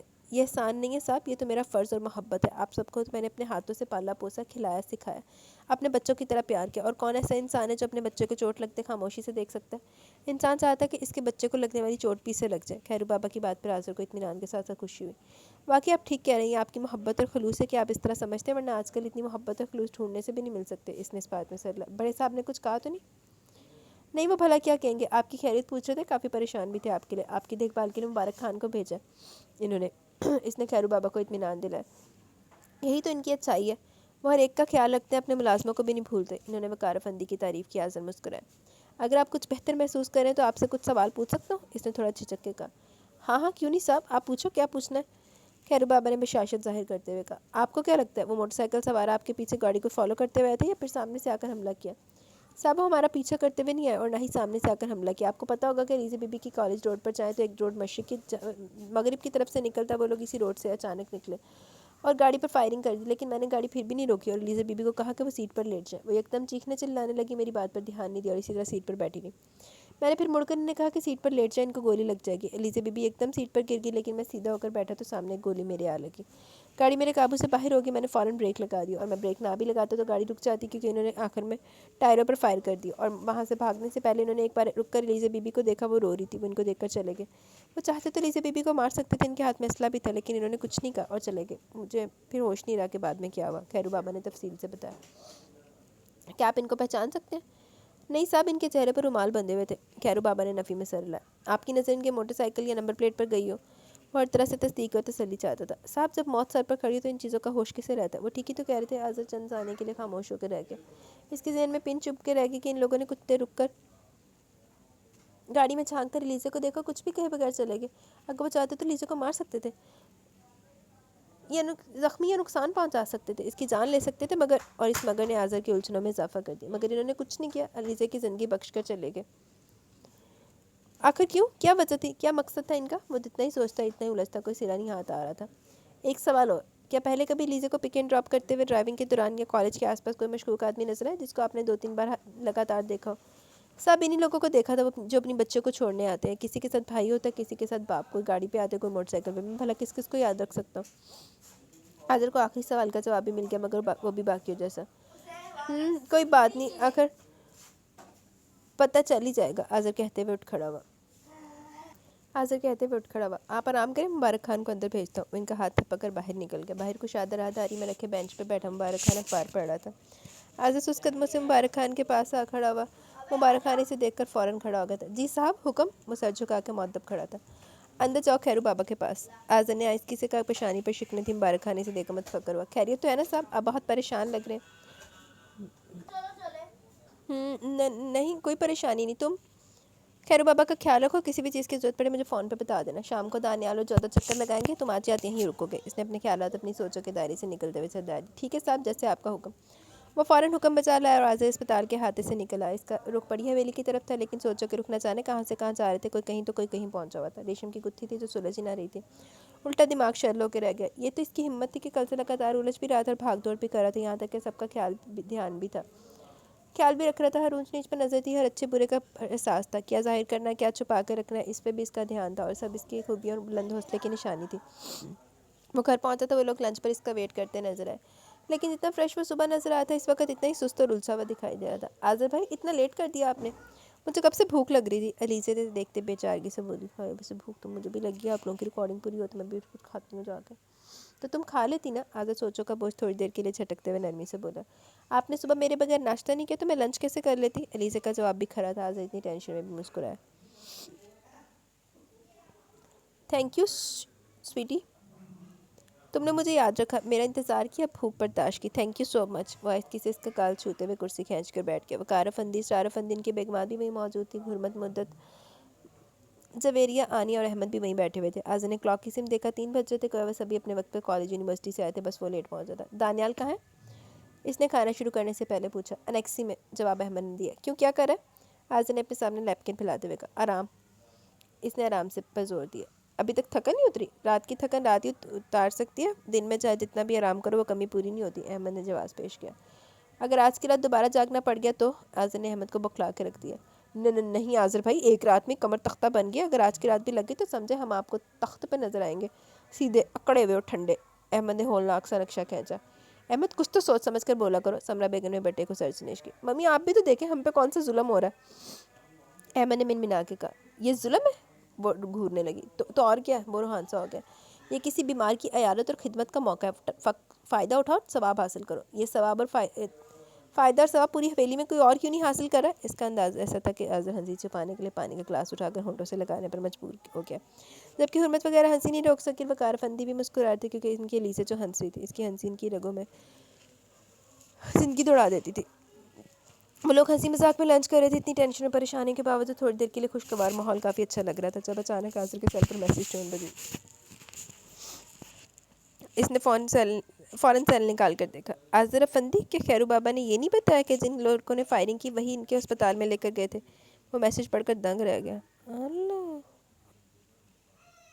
इसका दिमाग चक्कर आ गया और कानों में से जैसे धुआं निकलता महसूस हुआ। वो शशतर से बैठा मोबाइल स्क्रीन पर नजर आते अल्फाज को देख रहा था। इसके एक हाथ में खाने का चमचा था और एक हाथ में मोबाइल फ़ोन, लेकिन दोनों चीज़ों को थामने के बावजूद इसके दोनों हाथ अपनी अपनी जगह साख्त हुए लग रहे थे। और यही हाल इसकी नज़रों का भी था जो मोबाइल स्क्रीन पर जमी थी। आज़र, क्या बात है, क्या हुआ? इसकी मुंजमन से कैफियत सबसे पहले वकार फंती ने नोट की, जिस पर बाकी सब भी आज़र की सिमत मतवज्जा हुए और आज़र एकदम चौंक गया। खैरियत तो है? आज़र के चेहरे पर परेशानी और उलझन के साथ साफ नजर आते। जी सब खैरियत है, डोंट वरी। इसने बमुश्किल अपने आप को कंपोज किया। मैसेज किसका था? मेरे एक दोस्त का था। इसने बहाना बना दिया। तो फिर इतने परेशान क्यों लग रहे हो? आज़र फंदी से फ़कार फंदी से कुरेद रहे थे। इसकी तबीयत ठीक नहीं, इसलिए परेशानी हो रही। आज़र को अपना झूठ निभाने के लिए मज़ीद झूठ बोलना पड़ा। ओ तो इससे मिलकर आओ जाकर। अभी मैं थका हुआ, आराम करूँगा। आज़र लापरवाही से कहता चमचा रखकर पानी पीते हुए फ़ौरन ही खड़ा हो गया। इनकी हैरान सी नज़रें आज़र पर ही थी, लेकिन इनमें सिर्फ लीज़े की नज़रें ऐसी थी जिनमें हैरानी नहीं बल्कि खौफ और दहशत की लहर सी तैयारी थी। आज़र इसकी नज़रों से थोड़ी देर के लिए नज़रें चुराता वहाँ से चला गया। इसका रुख अपने बेडरूम की तरफ था। वो बड़ी तेज़ी से सीढ़ियाँ तय करता अपने बेडरूम में और सबसे पहले मोबाइल निकाल कर दानियाल का नंबर डायल किया। हेलो।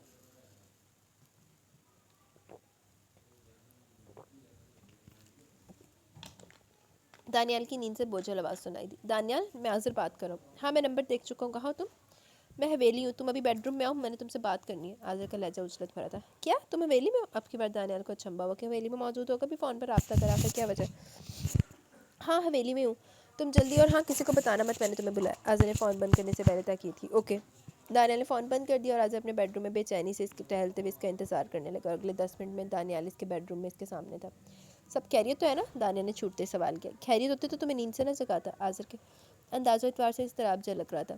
کیوں, کیا ہوا ہے؟ دانیال بھی متفکر سا ہوگا. میں آج خیرو بابا سے ملنے ہسپتال گیا. اس نے جسے اپنے اضطراب کو بیان کرنے کی تمہید باندھی. پھر میں نے ان سے حال چال پوچھنے کے بعد ان سے چند سوال پوچھے. انہوں نے وہی جواب دیے جو وہ جانتے تھے. کیسے سوال پوچھے تھے؟ یہی کہ جن 2 لڑکوں نے فائرنگ کی وہ ان کو پہچان سکتے ہیں نہیں. پھر کیا کہا انہوں نے؟ وہی جو ہم پہلے سے جانتے کہ ان کے چہرے پر رومال بندھے ہوئے تھے اس لیے پہچانا بہت مشکل کام ہے. لیکن بلکہ وہ تو یہ بھی نہیں جانتے کہ ان کو اسپتال کون لے کر گیا. تو اب تمہیں کیا بات پریشان کری ہے؟ دانیال آذر کے پریشان چہرے کو دیکھتے ہوئے بولا. یہ دیکھو. اس نے موبائل دانیال کے سامنے کر دیا. آذر افندی, کیا خیرو بابا نے یہ نہیں بتایا کہ جن لڑکوں نے فائرنگ کی وہی ان کو اسپتال میں لے کر گئے تھے؟ دانیال بھی میسج پڑھ کر شاید شاک رہ گیا. یہ میسج اب سے 20 منٹ پہلے کا تھا, یعنی تازہ ترین. اس کے کانوں سے بھی دھواں اسی طرح نکلا جیسے آذر کے کانوں سے نکلا تھا. اس نمبر پر ٹرائی کیا تم نے؟ دانیال نے اسکرین پر نظر آتے نمبر کو دیکھا. یقیناً آف ہوگا. آذر کو یقین تھا. ٹرائی تو کرو. تم خود کر کے دیکھ لو. اس نے موبائل دانیال کو پکڑا دیا اور سچ مچ میں نمبر پاور آف ملا. اب کیا سوچ رہے ہو تم؟ دانیال اس کا پرسوچ انداز پھانپ چکا تھا. میں سوچ رہا ہوں کہ صرف فائرنگ ہی مسئلہ نہیں بلکہ اور مسئلے بھی سامنے آ رہے ہیں. ایک ہی مسئلے کی کئی شاخیں نکل رہی ہیں. آذر کا انداز ہنوز پرسوچ تھا. کیا مطلب ہے تمہارا؟ دانیال الجھا. یار مطلب کو نہ دیکھو, تم غور کرو. علیزے پر فائرنگ ہوئی لیکن علیزے کو نقصان نہیں پہنچا. فائرنگ کے فوراً بعد ڈیڈ کو ان کے پرسنل نمبر پر اطلاع دی گئی. حالانکہ ڈیڈ کا نمبر حادثے کے وقت نہ علیزے نے کسی کو دیا تھا نہ خیرو بابا نے, یعنی نمبر پہلے سے موجود تھا. پھر میڈیا والوں کو خرید لیا گیا, یعنی جتنا پیسہ میں نے دیا تھا اس سے زیادہ پیسہ اس آدمی نے دیا ہوگا. ڈیڈ صبح خیرو بابا کی عیادت کے لیے اسپتال گئے تو میڈیا والے بھی ان کے پیچھے پہنچ گئے اور حتیٰ کہ انہیں خبر کی گئی, یعنی کہ انہیں خبر کی گئی تھی. پھر میں اسپتال گیا تو بھی خبر ہوگی کہ میں خیرو بابا سے ملنے گیا ہوں. یہاں تک کہ میرے پرسنل نمبر پر میسج بھی بھیج دیا. اور اس ساری صورتحال سے معلوم ہوتا ہے کہ وہ آدمی کس حد تک باخبر ہے اور کسی حد تک ہم پر نظر بھی رکھے ہوئے. آذر نے اپنی سوچ کا اظہار کافی تفصیل سے کیا. یہ تو تم واقعی ٹھیک کہہ رہے ہو, لیکن کیا کیا جا سکتا ہے؟ دانیال بھی اس کی سوچ سے متفق تھا. یہی کہ ہم حد سے زیادہ محتاط ہو جائیں. کوئی بات کسی سے ڈسکس نہ کریں, ہر بات اپنے تک محدود رکھیں, اور جو بھی قدم اٹھائیں اس کا کسی کو بھی علم نہ ہو, یہاں تک کہ ہمارے بڑوں کو بھی نہیں, کیونکہ ہمارے بڑوں بھی بات کو نہیں چھپا سکتے. اور آج کے بعد یہ بات میرے اور تمہارے درمیان رہے گی, کوئی تیسرا کچھ بھی نہ سنے. آذر نے اسے اچھی طرح سمجھا. Okay as you wish. Daniyal نے سر جھکا دیا. اور اب میرا خیال ہے کہ جو بھی پوچھ گچھ کرنی ہے وہ تم کرو گے. تم ہسپتال جاؤ, پتہ کرنے کی کوشش کرو کہ جن لڑکوں نے خیرو بابا کو ایڈمٹ کروایا انہوں نے اپنا نام پتہ درج کروایا تھا. آذر نے اسے کام سونپا. اوکے میں پتہ کرتا ہوں. ٹھیک ہے پھر مجھے بتا دینا. آذر نے تاکید کی. اس نمبر کا کیا بنا جس سے کل ڈیڈ کے نمبر پر کال آئی تھی؟ دانیال جاتے جاتے پھر واپس پلٹا. میں ٹیلی فون ایکسچینج کیا تھا. سپروائزر سے ملاقات ہوئی. وہ کہتے ہیں کچھ دیر تک ساری انفارمیشن میل کر دیں گے. آذر نے تسلی دی. دانیال باہر نکل گیا. اور تو کوئی دیر ہی نہیں ہوئی, جا کے اتوں بھی ہو کے آ گیا. خیرو بابا دا حال جال بھی پوچھا ہے, روٹی بھی ٹھونس لی آ کے, تو ابھی تک وہ ایکسچینج والے نے کڈیا ہی نہیں. کومل, وہ سیڑھیاں چڑھی سے پیچھے سے حرمت کی آواز سنائی دی. اس نے پلٹ کر دھیمے سے کہا. لنچ نہیں کرو گی؟ نہیں بھوک نہیں ہے. کیوں, آج بھوک کہاں اڑ گئی؟ حرمت کا لہجہ مانی خیز تھا. کیوں, میری بھوک کیوں اڑے گی؟ کومل نے اسے گھورتے ہوئے کہا. بس ویسے ہی. اس نے کندھے اچکائے. تو ملازمہ سے کو کھانا لگا, میں چینج کر کے آتی ہوں. کومل کہہ کر اوپر بیڈ روم میں چلی گئی. حرمت ہنستے توقع ملنے والے جواب پر مسکراتی ہوئی کچن میں آ کے کچھ دیر میں کومل وہیں چلی گئی. کھانے میں کیا بنا آج؟ وہ کرسی گھسیٹتے ہوئے بولی. مٹن رائس اور مٹن کڑاہی, ساتھ میں باقی لوازمات. اف یار, آج پھر مٹن؟ کومل کو کھانے میں چکن پسند تھا. مجھے بھی چکن پسند ہے. مجھے ویسے ساری گوشت پسند ہے. میٹ مجھے سارے پسند ہے. مٹن, بیف, چکن, فش, سارا کچھ کھا لیتی ہوں میں. آذر بھائی اور ڈیڈ نے گھر پہ ہی لنچ کرنا تھا, اس لیے ان کی پسند کو مد نظر رکھا گیا تھا. حرمت نے کہا کیا. اور علیزے نے؟ کومل کو آذر اور ڈیڈ کے بعد علیزے کا خیال آیا. اس کا کھانا تو پہلے رجو نے تیار کیا ہوتا ہے, یقیناً کوئی ویجیٹیبل ہی بنائی ہوگی. یہ مٹن اور چکن تو اسے پسند ہی نہیں. حرمت سلاد کی پلیٹ میں سے مولی کی کاش اٹھاتے ہوئے بولی. ہاں یہ تو میں بھول ہی گئی. کومل تمسکرانا سا بولی. کھانا نکالنے لگی. تم بتاؤ سفر کیسا رہا؟ حرمت بلا کر اپنے مطلب کی بات پر آئے گی. کون سا سفر؟ وہ انجان بنی. جس پر تمہیں بھیجا تھا, آخری سفر. کومل بے ساختہ بولی. بکو مت, صاف صاف بتاؤ سفر کیسا رہا اور کیا کیا باتیں ہوئی. حرمت کو بے چینی ہوئی تھی. یار کیسے سفر اور کیسی بات ہے, چھوڑو کوئی اور بات کرو. کومل کھانا کھاتے ہوئے بولی. کیوں کوئی اور بات کروں؟ تم کچھ تو بتاؤ نا. وہ اصرار کر رہی تھی. تمہیں مایوسی ہوگی. کومل کا انداز لاپرواہ سا تھا اور بات بھی خاصے نارمل سے انداز میں کری تھی. وہ کیوں, آخر تمہیں کس لیے بھیجا تھا؟ حرمت کو تاؤ آ گیا. کس لیے بھیجا تھا؟ کومل نے پانی گلاس میں ڈیلتے ہوئے پوچھا. باتیں کرنے کے لیے. وہ زور دے کر بولی. کیسی باتیں؟ پھر وہی انجان پر. کومل پلیز. حرمت جھنجھلا گئی. یار پوچھ رہی ہوں نا کیسی باتیں. کومل نے پھر دوال دہرایا. تمہاری باتیں اور ان کی باتیں. اب کی بار حرمت چبا کر بولی. یعنی ہماری باتیں دیکھو حرمت، میری باتیں یہ تھی کہ میری اسٹڈی کیسے جا رہی ہے اور میں کون سے ایئر میں ہوں، اور ان کی باتیں یہ تھی کہ وہ لیزے کے لیے بہت پریشان ہے اور لیزے آج کل ڈسٹرب ہے، بس اس کے بعد فون کال، آگے باتیں ختم۔ کومل نے کافی استضافیہ سے لہجے میں بتایا۔ بس یہ باتیں؟ حرمت کو افسوس ہوا۔ بس یہ سفر؟ کومل نے ساتھ لقمہ دیا۔ لیکن کومل پلیز حرمت اب کوئی صفائی مت دینا، میں جانتی ہوں، میں سب جانتی ہوں۔ وہ کرسی دھکیل کر کھڑی ہوگی۔ کومل یار سنو تو، حرمت نے پکارا، مگر وہاں رکے بغیر چلی گئی، اس کا موڈ آف ہو چکا تھا۔ جی تو گائز یہاں پہ ہماری ایپیسوڈ اپنے اختتام کو پہنچی۔ کیسی لگی کس رائے کا اظہار کیجیے گا، ابھی کمنٹ سیشن کی طرف چلتے دین ویڈیو اینڈ کریں گے۔ الطاف احمد ابا جی کا سٹوری تھی کہ ہماری حمران کشف کی سٹوری تھی؟ عمر اور سمیر بہت انٹرسٹنگ تھے۔ تھینک یو الطاف احمد، بات تو آپ نے صحیح کی، ابا جی کی کہانی بہت ہی لکھی ہوئی سی۔ ربیہ خان پاسپورٹ کیسے ملا؟ پاسپورٹ اس نے وہ کزن کے ساتھ جا کے ایک دفعہ ملی تھی، تو کزن نے لے کے دیا تھا پاسپورٹ اس کو، جو اس ناول کی آپ بات کر رہی ہیں۔ بشریٰ اعظم زبردست ناول کا زبردست episode, thank you very much Bushra. Qadir لغاری بہت خوب، ہمیشہ کی طرح، thank you very much Qadir لغاری۔ ابصار حیدر نیلم کا ہر ناول سپرب ہوتا ہے، thank you Absar Haider, no doubt ایسا ہی ہے، لیکن ابھی جو میں نے پیچھے نیلم کا ناول ریڈ کیا تھا اس کے اوپر آپ لوگوں کا بہت ہی فضول قسم کا رسپانس آیا۔ میں نے ناول ریڈ کیا تھا پیچھے، بھول ہوئی ہم سے۔ قادر لغاری نائس ناول، آپ کی وائس میں اور بھی اچھے لگتے ہیں ماشاء اللہ، thank you very much Qadir لغاری۔ کدھر تھے آپ؟ کافی دنوں بعد آئی ہیں۔ ملک صبا وعلیکم السلام، ناول انٹرسٹنگ ہے بہت، تھینک یو صبا۔ محسم واؤ بڑا ہی مزے کا ناول ہے یہ تھا یار، تھینک یو ویری مچ محسم۔ سونم خان جو نہیں رسپانس دے رہا اپی، ہم تو دے رہے ہیں نا، پلیز نہیں کرے، please don't stop this novel. Sonam دیکھیں آپ کا پہلا کمنٹ آیا اور بالکل ہی 200-300 ویوز یار، یہ دیٹ از ناٹ فیئر، اور آپ کا بھی ایک ہی کمنٹ آیا اس ناول کے اوپر، باقی آپ کا بھی کوئی کمنٹ نہیں ہے۔ Farzana Chaudhry nice, thank you Farzana.